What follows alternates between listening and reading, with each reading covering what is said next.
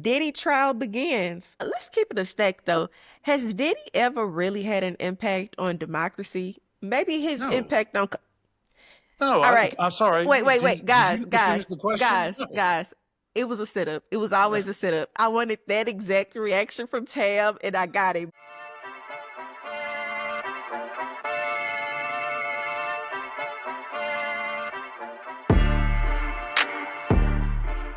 Welcome to Coach's Corner, where culture, strategy, and real talk collides. I'm Nia McConnell. And I'm Tamer Mokhtar.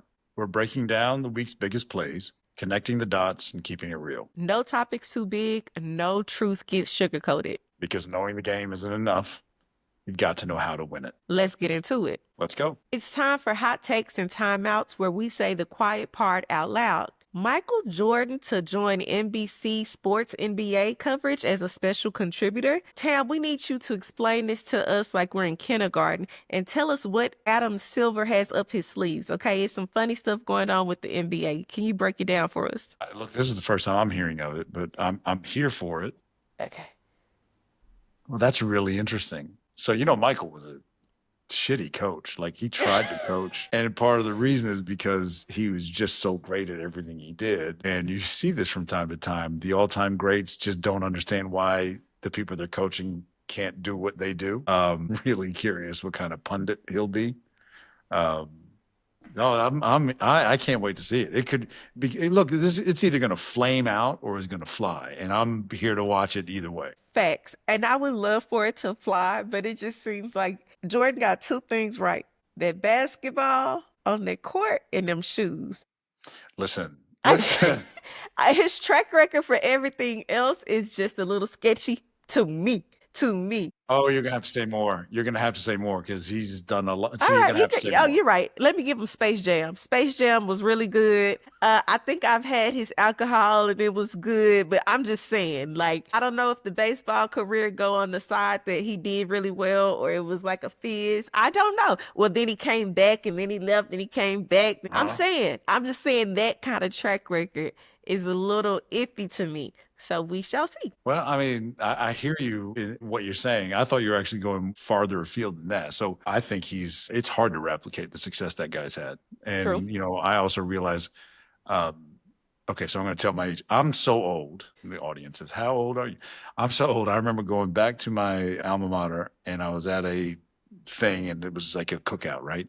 And I'm looking at all these children at the cookout wearing Jordans that I bought with my hustle money when they actually came out 30 years ago or more, actually longer than that. And these are all retro and throwback. And I've since bought several pair of retro Jordans, but yeah, the guy has impacted the culture in like, you know how you go to make a copy on a copy machine and you're making a Xerox where you go to blow your nose and you use a Kleenex? You're aging yourself, Tam. No, but the point I know.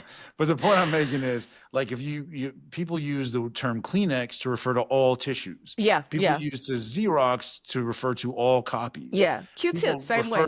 They don't even use Jordan anymore to refer to Jordan. They call him J's. Like there's a whole slang around him. Like he has set off several kind of like he spawned a bunch of cultural shit. Yeah. So I'm here to see what it's like. And I think a part of it is his ego. Like people have begun to forget how great he is because too many people now that are all into the game and watching it never actually saw him play live because they weren't even alive when it was taking place. So I'm interested to see how much he's feeding his own ego by trying to remain relevant. That's a good question. I think a lot of people are saying, what the hell is Jordan doing on the TV screen? This don't quite make sense. This doesn't quite line up with his brand and how he's been like opposite. He hasn't been in the spotlight all of these years. So we shall see. This is going to be also don't know why. Like it has to be ego because the guy is so wealthy. Yeah. Right. He's pulling in $300-400 million a year without getting out of bed in the morning. So he owns a share of every pair of Jordans, every T-shirt with the Jumpman logo on it. Like he owns all of that or so much of it. That was what was so revolutionary about the deal that he signed way back when. So this has to be an ego playing. I'm not mad at it. Me neither. I'm not mad at it at all. I'm gonna tune in. Tam, there's a unc and auntie age debate. When do you go from cousin to unc status? And then the aunties Say, don't call me auntie because that feels a little too shady. Some people don't think it's cute. Maybe being the rich auntie cute, but just auntie, they not feeling it. So the question is, Tam, when do you get to unk and auntie status? Isn't that an interesting question? I'm firmly entrenched in unk status, Is it the totally. hair? Is it the white hair that gave it? I don't I know. mean, it definitely helps. Also, I think it's just a mentality. I don't know that it's age necessarily. Like Mm, look, I've been old for longer than I've been old, right? Like I've been ready to yell at people to get off my lawn from the time I was probably in my 20s. But it's just grumpy, you know what I mean? Taking yeah. things as seriously as I do. I tend to be grumpy about those things. But when does the unk? I think anytime I think anytime the phrase, you don't know nothing about this, comes out of your mouth about Yeah. any song that isn't currently in rotation, it means you're starting to dip your toe into unk status. Anytime you start talking about back when or in my day or the way y'all don't know like you don't know the way I used to, when you start doing that with regularity, when that creeps into the majority of your preface statements, when Yeah. you're at the cookout and you are sitting back and observing more than you are participating, you are an Mm. unk. Okay. So and then when the electric slide comes on, And it's the only dance you know out there. That's how the about only this? How dance you. about this? When you need to use your arms to help you get up out of your chair, okay? How about When this? you need When you to gotta use your rub your arms. knees. When you rubbing your Listen, knees. that is too real. And I think that's what contributed to my early unk status. Like I destroyed my knees when I was young, playing Mm. football and all that. So I've been on that level for a long, long time. So I think it's all the things, right? It's all the It accelerated quickly for you, Tam, huh? Yep, that's exactly right. And by the way, I resist the urge. I totally resist the urge and have for a long time to not give a damn about what I'm wearing to leave the house. Okay. Like Mm. that's unk status there. When the black socks and the out of date shoes and the unmatching shorts and t shirt and the hat that you use to cut the grass or whatever it is, you know what I mean? When that becomes going out gear, when you don't care, right? Yeah, When you really stop caring, I'm not talking about go like just to go to the store. When you really don't care what you look like going to the store, that's unk status. And by the that's way, unk status. unk status and Gen Z are starting to overlap because Gen Z don't care. Gen Z is wearing those pajama pants out the house, and that's not happening in my house. I have two Gen Zers, and they will not. But the rule is you cannot look like you just rolled out of bed. You have to look like you slept indoors, Hmm. right? Little lineup, and you cannot look like you just rolled out of bed. So Gen Yeah, Z and unks, like they they're a little competing. bit, yeah, they're competing right now for I don't give a fuck status. Yeah. Yo, I love that, Tam. Yeah, it's the Mhm. it's the unk sandals and the monarchs. When you pull Yeah. those out, when they're a staple, you have reached unk status. Now, you asked about aunties. I don't know about aunties. I don't. I think auntie. I don't know. Mm, I can't comment. I can't comment. I'll stay out of that one. me neither. We what us millennials call each other TTs. We say, "Hey, I'm your TT." We don't even call each other auntie no more. So So, why is there an auntie? Why is there a thing about aunties? Tell me about all that. I'm right. not So we familiar. do okay, because we have aunties, but we don't even call ourselves auntie. We call ourselves TT, this, that, and the third, or rich auntie. So Uh, I don't know. I think a lot of us are trying to evade the auntie status because of age. I think it's probably Yeah, that. it's one of Probably my those guess. things. It's You one of also those don't when things. you see when you see the go to the cookout of Hmm. just last weekend and you see the women hanging out. If it's stratified that way, if you see the women hanging amongst themselves, the men hanging out amongst themselves, it's a quieter, tends to be more sophisticated. I'm sure the conversation is probably more substantive. On the Ung side, it's a ton of shit talking. Don't let some cards or dominoes come out. Like it's very much the stereotypes true. So I could see why aunties wouldn't want the label because they're above that. That would be Yeah, my I guess feel anyway. you. We aunties and we're above it until we start talking about men. When we start talking about men, we get a little wretched about it. But other than that, we definitely sipping our tea, sipping our wine, talking to the kids, making sure they in their place, staying in a kid's place or whatever. No, I'm just kidding. By the way, another sign of unkism, right? Hmm. You used to pay attention at the cookout to the women sitting in a certain place and kind of hold yourself a certain way. Unk isn't sucking in his gut anymore. No. Unk doesn't care. Unk is all right with maybe a little bit of food in the beard. Just go, you know what? Yeah. Why do I care? Yeah. Why do I care? If you get to that status, it's time for you to be on the grill, period. Unk is comfortable. Yeah. We're gonna be comfortable. I love it. All right, Diddy trial begins. Let's keep it a stack though.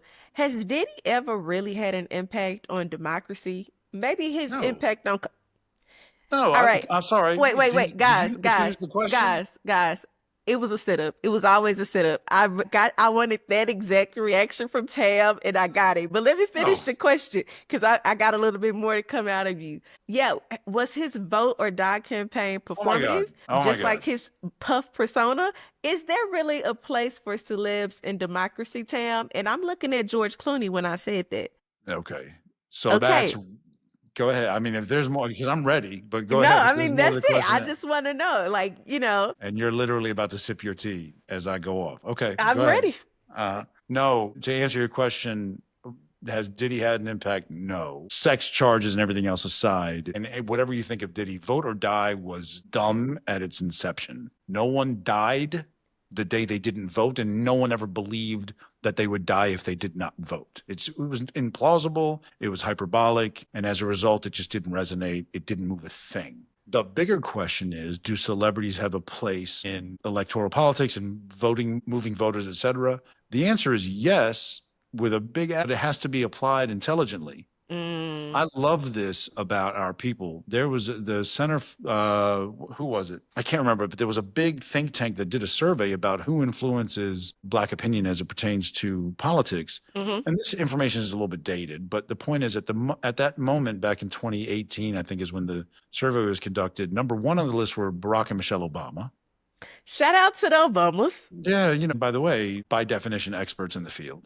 Number Absolutely. two, in terms of most influential on the list, are academicians. So Mm, actual like political scientists, et cetera. At the very bottom of the list, the very bottom of the list are celebrities. And mm, shout out to every single Black citizen that responded to that. And shout out to Black folks in general for the fact that you're not going to sway me with some sex symbol telling me yeah, what to do. I am yeah. persuaded by actual substance. I am persuaded by people that know what they're talking about. I love that. I love everything about the results of that survey, what that does in terms of informing us relative to how do you persuade Black voters? How do you get through to Black voters? Well, you come to them with substance. The problem is, and the quandary that needs to be sort of figured out, is that if the substance is what persuades, but no one's standing in line to go see, a PhD in political science from Princeton University talk about anything. How do you get that message across to all those people? And this is a thing that we actually experimented with years ago. And another shout out to Kerry Washington, who's incredibly intelligent about this and completely sort of amputated her ego when it Mm, came down to getting through to people. She wanted to have an impact. She wanted more folks to vote. She wanted Black people to turn out. And what we realized was, while she should not be the messenger, she should not be the carrier of the message. She could be the person that fills the room. So if celebrities mm. really want to apply their superpower, that is the ability to draw attention and then to share their platform. So if a celebrity can get enough people to pay attention to the fact that a message needs to be told and heard, and then shares the spotlight with the person that actually has expertise in the field, that could be and has proven to be on some level, it's still inconclusive in terms of what the data has shown. That could be the solution. We need to have a draw and then we need to have substance behind it. So if a celebrity can bring 500,000, 10,000, a million people into a conversation, and then the conversation is full of substance because people that know what they're talking about are the ones that are actually imparting the knowledge and providing the persuasive information, that is a combination that has a tremendous amount of potential, has been proven on some level, but is not conclusive just yet. But if celebrities want to be involved, the best thing to do is share their spotlight. That's what the research has shown us today. But by the way, Clooney, you mentioned George Clooney, and I Oh, think he's yes. he's great and everything else. I just feel like he's bludgeoning people a little bit too much, right? There has to be Mm, a more surgical approach to this. And while I may agree or disagree with everything that somebody says, it doesn't matter whether or not I agree. I'm not the audience. The audience is all of the people out there that don't live with this information.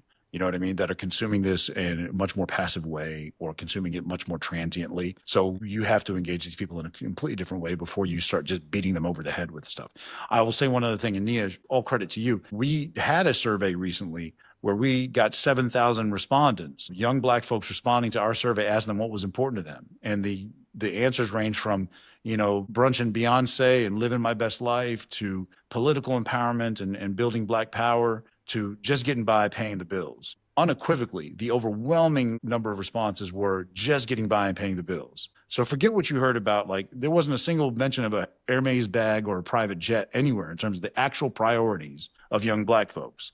The actual priority is still, nuts and bolts stuff, getting by. How do I pay rent in an expensive place, an expensive world? How do I get by on a day-to-day basis? So this is what I'm talking about. Like, we have information, we are acting upon it to engage people and hopefully help them in ways that actually matter to them. Yeah. So our show producer Kev wanted to just point out that isn't that what Diddy, Jay-Z, and others brought to the Obama campaign? Like they were the people who drew the crowd. I don't know. I think there's a difference in what you're explaining because, the Puff persona always has to be the authority. I don't think the voter dot campaign was, hey, look at this guy. I think it was about, and it was actually a really harsh, brash message, actually, if you think about it, voter Well, dot. the data actually showed that campaign worked against whatever issue. Like, turnout was actually suppressed on some level because it was just implausible. I actually studied that. It was a doomed campaign. But I will caution anybody, Kev included, against drawing big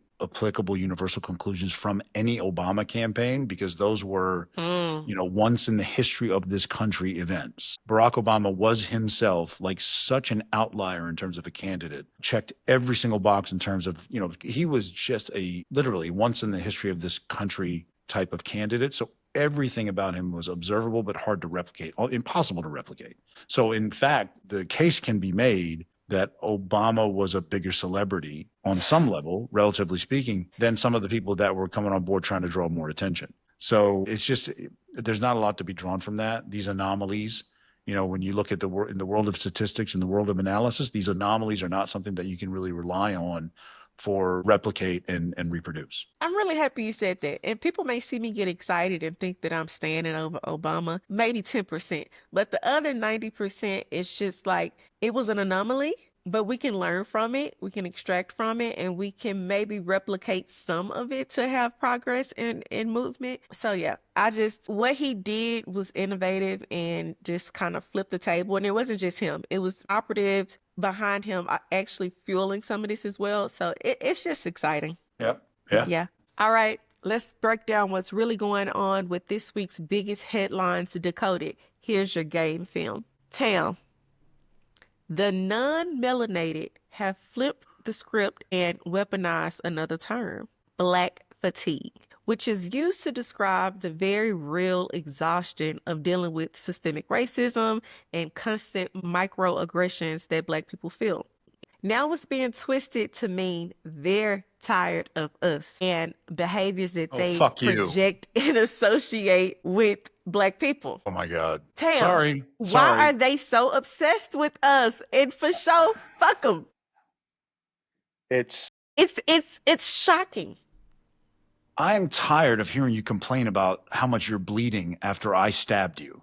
I'm tired of hearing about the mess, that's being made in the carpet from all the blood that you're spilling after I stabbed you. Boy, oh boy. I don't know how much more I need to say about that, but I'm going to get in trouble for this, and I can't resist saying it. Every argument I have that men can relate to this, and I'm going to get in trouble for saying this. Oh, I see. When I had a smell, it's the I'm going to try and make this down. a little bit funny, but also I'm in trouble I could be in trouble for saying this. Every time my wife and I get into an argument where I'm upset about something, right? Like, let's say I can't even give you the example. Let's say something of mine has been completely misplaced for ages and ages and ages, and it's objectively her fault, and I'm upset about it. Then she gets upset with me for being upset. Like, that is the tiny little inconsequential version of this. And every woman and every man that are in a relationship, and I would assume that almost every spouse, regardless of what the sexual orientation or gender of them are, understands what that means. Like, how you're upset with me for being upset about something that you did? I'm sorry. No, I can't stand it. I can't stand for that. And this is, again, for me, on the bigger scale where I'm going to get infuriated, is where this is a transition, okay? This is them transitioning into, it's like the woman that raised $700,000 for calling a 5-year-old the N-word. They're transitioning. Right now, they're raising money. I'm supporting this woman who used the N-word against a 5-year-old boy on video 10 times, so that hopefully in the near future, I'll be able to use the word as much as I want. So I'm going to get tired of black fatigue. I'm going to fatigue of the fatigue, right? I'm going to get tired of you all being tired. So eventually I no longer have to even address it. I can pretend like it's not a thing. This will this will boil my blood. I'm glad I hadn't heard about it before today. And now I'm mad at you, Nia, for bringing it to my attention because now I'm going to have to learn more about it and it's just going to fucking piss me off. Well, you know what, Tam? I don't think you need to learn much more about it because you hit it on the nail. The term started and bubbled over from the situation with the woman getting all this money raised for her for saying the N-word. They're like, yeah, she was wrong, but we're tired. And boom, that's how we got here. So you connected those dots really fast. You broke it down, and that's what game film is all about, And now I Tam. got to calm myself down. Thanks a lot. Yeah. Go on to check your blood pressure, do the thing with the thing. It's Unc has to check his infuriating. blood. Yeah, Unc has to check his blood pressure now. That's right. It's insanity. It's time for locker room talk, filtered discussions about where the culture is headed. Tam, I think we've talked about this before, but it still feels so timely because the headlines that we read every week are so exhausting.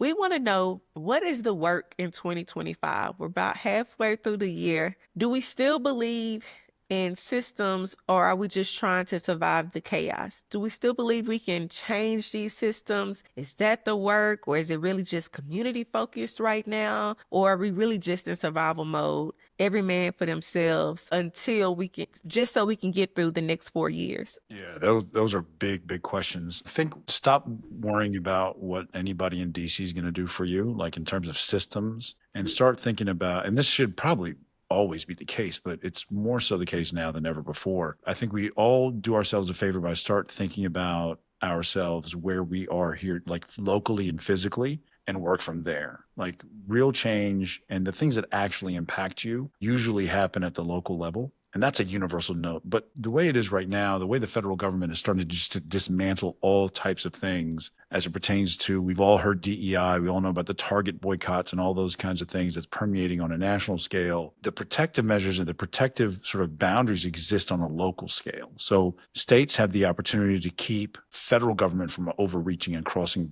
boundaries on many levels. Cities have their own version, not sovereignty, but they have their own way of dictating what happens within their certain area, within their areas. Neighborhoods have some version of that, downstream kind of capability. So I would say the best thing any and all of us can do is take care of home, take care of neighborhood, take care of community. From there, the people that represent us on the most local levels are more accessible. They're always more accessible. From the whether it's a mayor or a city council or a state legislator, all the way up to a governor, these are people that to whom you have infinitely more access and can have infinitely more influence rather than your senator Mm-hmm. or the president or anybody along those lines. And by making sure that your local folks know that you're paying attention, they are now held accountable by you. Yeah. I've said this over and over again. This is kind of an evergreen message, and it may seem a little bit boring, but the point is, electeds, representatives know the numbers. They know that your neighborhood votes at either a high rate or a low rate or a mediocre rate, or sometimes shows up and sometimes doesn't. You guys sometimes vote and sometimes you don't. If you live in a neighborhood that they can reliably count on to not vote, they're not going to pay attention to you. Yeah. But if you live in a neighborhood of 500 people, for example, and you say, you know what, why don't we all just do a thing together? Why don't we try a thing? And all of a sudden, a 15 or 20% voter turnout rate turns into a 40 or a 50% voter turnout rate. That election official's head is going to snap and they're going to respond because they know the numbers. That's my answer to that question. It's a little bit boring. It's a little bit, civics 101, but it's the only recourse we really have right now. Because do I And trust the systems? I mean, the systems are being completely dismantled. But we can control our school boards. We can control and it's not even school board. We can control how our neighbors interact with one another, how we mm-hmm. interact with one another. Mm-hmm. And from there, it can go up. Tam, I love that because two things based on what you've said. In Texas, we've seen a lot of bad actors lose their seats on school boards in this past May election. So we are seeing people use their power at a local level, and it has given people hope to continue to mobilize and organize themselves in that way. But then you talked about just knowing your neighbor, keeping your neighborhood clean.